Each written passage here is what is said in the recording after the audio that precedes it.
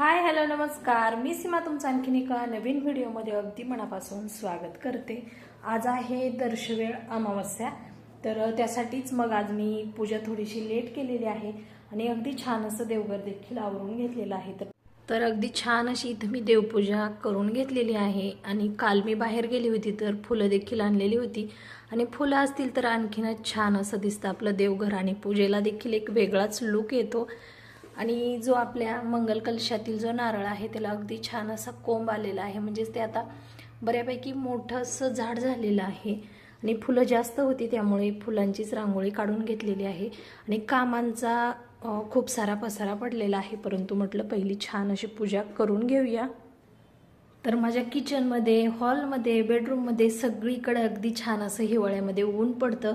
तर हे खारीक खोबरे जे आहे ना ते मी ऊन ठेवलेलं होतं, परंतु आज मी पुन्हा आता दळायचं आहे त्याच्यामुळे मग इथं उन्हामध्ये ठेवलंय आणि घरातली कामं आवरायची बाकी आहेत, परंतु आता मी पटपट अशी कामं आवरून घेते। आणि तर घरातली सर्व कामं आवरून झालेत आणि आत्ताच माझं एवढ्यात जेवण झालंय।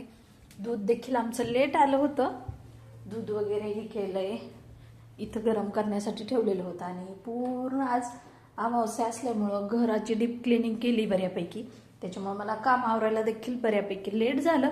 तर आजचा मिनी ब्लॉग असा होता, खूप दिवसानंतर मी आज व्हिडिओ अपलोड करणार आहे, तर कसा वाटला ते नक्की सांगा। चलो बाय।